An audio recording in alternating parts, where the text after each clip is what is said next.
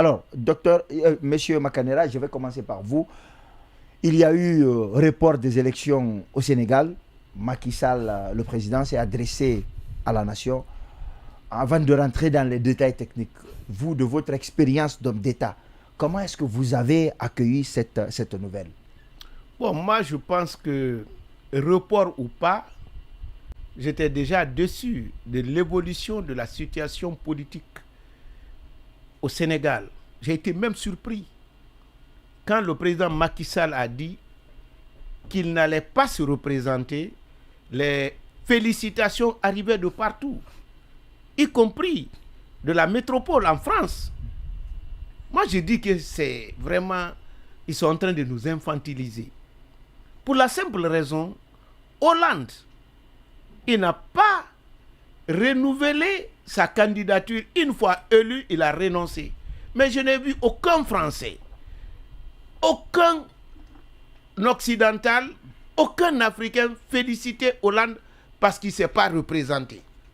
Maintenant, quelqu'un qui fait 2 mandats, il dit la loi me permet de me représenter, mais je décide librement de ne pas me représenter, on le félicite.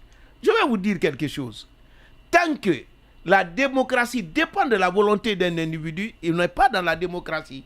La démocratie doit être une contrainte qui empêche le fort ou le faible à faire ce qui n'est pas prévu par la loi. C'est ce qu'on appelle démocratie. Mais si on doit attendre à ce qu'on nous donne, on sert la liberté, la démocratie comme un cadeau, on ne l'aura jamais. Moi, ma déception, c'est le fait que tout le monde le savait. C'est un secret de polichinelle que l'objectif de Macky, c'était d'empêcher le principal opposant, Sonko. Quand Sonko a été empêché de candidater, je n'ai vu aucune réaction vigoureuse. C'est là-bas ma déception. Mais le fait de reporter, même si les élections avaient eu lieu à la bonne date, si l'opposition sénégalaise n'a pas été placée dans les mêmes conditions que le poulain de Macky Sall, moi j'allais crier toujours à la catastrophe. Parce que ce pays-là ne mérite pas cela. Le Sénégal, depuis longtemps, bien qu'on ne peut pas dire que c'est parfait, mais c'est en tout cas une référence dans notre sous-région. C'est un bon élève. Alors, docteur, vous aussi, première impression, sans rentrer dans les détails juridiques, on va en venir, rassurez-vous. Quelle a été votre première impression lorsque le président Macky Sall a annoncé ce report des élections?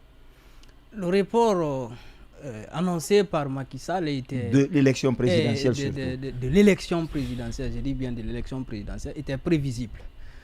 Pour la simple raison, comme l'a dit cher honorable, depuis longtemps, Macky Sall a lancé les signaux, nous laissant croire qu'il n'avait pas la volonté de quitter le pouvoir. Et il faut rappeler, comme l'a dit honorable, je me rappelle d'un des derniers discours du président Barack Obama avant de quitter le pouvoir. Il a dit que si la constitution américaine le permettait de briguer un 3e mandat, qu'il allait se représenter. Et cette affirmation vient réconforter son affirmation qu'il a eue à Accra quand il a dit qu'on n'a pas besoin des hommes forts mais des institutions fortes. Sachant que les institutions sont constituées des organes et des règles que tout le monde doit respecter. Alors, je vais rester avec vous, docteur. Macky Sall, le président sénégalais, a invoqué des raisons. Est-ce que juridiquement, ces raisons-là sont valables? Est-ce qu'en droit, il est fondé de reporter ainsi l'élection présidentielle? Il faut rappeler d'abord que le Sénégal a une forte tradition démocratique. Pour la simple raison, je vais le dire en appui avec quelques éléments. Premièrement, le Sénégal est connu pour la régularité des élections. Depuis les années 60, le Sénégal organise régulièrement des élections. Deuxièmement, le Sénégal est reconnu par la pluralité politique et démocratique. Depuis les années 78, le Sénégal est dans ce cadre-là. Donc, bien avant même les vagues de démocratisation en Afrique. Et troisièmement, le Sénégal est reconnu pour l'alternance politique et démocratique. Depuis les années 2000, le Sénégal a commencé à connaître les alternances politiques, les élections au cours desquelles ou à l'issue desquelles on voit un président sortant perdre les élections. Et le Sénégal, depuis 2012, a aussi respecté le principe de parité. Le principe de parité entre hommes et femmes. Tous ces éléments sont au crédit de la démocratie sénégalaise. Et ces éléments sont renforcés par le fait que le Sénégal a un organe de gestion des élections crédible, qui est apprécié et qui est considéré comme l'un des exemples de réussite en Afrique. Le Sénégal, un autre point faible dans la démocratie sénégalaise, c'est que le Sénégal a un climat préélectoral très précaire. Si vous remarquez, à chaque fois, avant les élections, il y a toujours des contestations, des bruits et parfois même des violences. Mais ça, c'est compensé par le fait que le Sénégal connaît un climat post-électoral apaisé. Et vous voyez, généralement, à l'issue des élections, au Sénégal, il y a moins de contestations. Oui, le président sortant qui perd reconnaît toujours, toujours sa défaite. L'autre bémol sur la démocratie sénégalaise, c'est que le Sénégal a un système de parrainage très très décrié. Donc, de ce fait, quand dans ce contexte, et vu toutes les ambiguïtés que Macky Sall a entretenues autour de son intention, et tardivement, il se déclare qu'il est non candidat, et il présente encore un dauphin, et par la suite, on voit il fait un retournement de décision pour dire on reporte les élections. Donc, ce report-là, vous savez, la constitution sénégalaise prévoit, comme lui-même il a révisé, c'était 7 ans, il a ramené à 5 ans. Donc, les 5 ans-là devraient terminer, donc il y a un échéancier qui est donné pour l'organisation des élections. De ce point de vue, Macky Sall a annoncé, il s'est fondé sur ses pouvoirs constitutionnels pour reporter les élections. Et c'est chose qui a été contestée. Et cette contestation s'est matérialisée par 2 recours aujourd'hui. Il y a un recours devant la Cour suprême, il y a un recours devant le Conseil constitutionnel. Le recours devant la Cour suprême est contre son décret de report. Et donc, ça c'est un recours en annulation.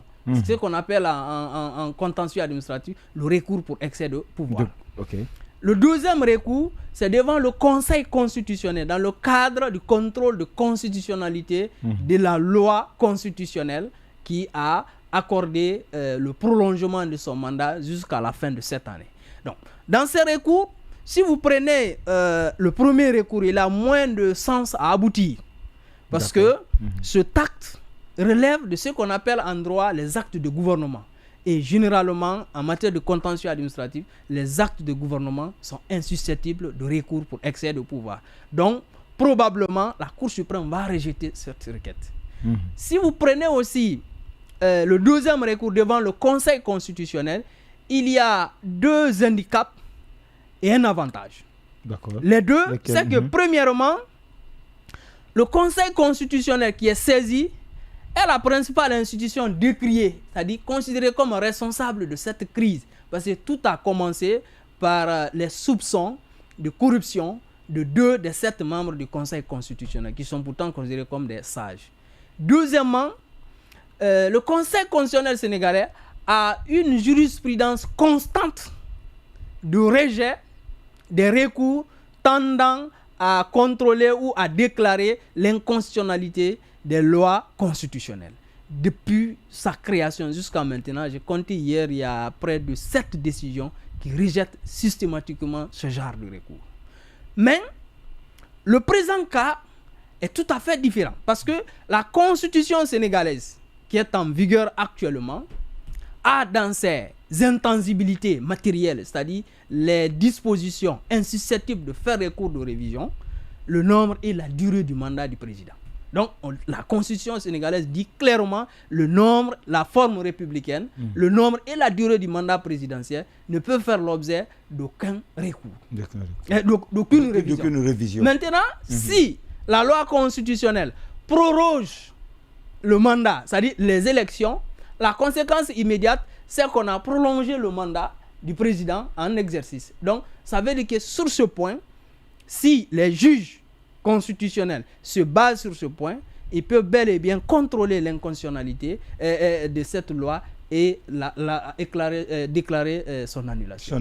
Alors, monsieur le ministre, la question qu'on a envie de se poser, c'est qu'est-ce qui amène un homme qui dit ne pas vouloir se présenter à vouloir proroger son mandat, puisque dans tous les cas, c'est 6 mois, c'est 1 an maximum, alors qu'il a dit clairement et solennellement qu'il ne sera pas candidat pour un 3e mandat.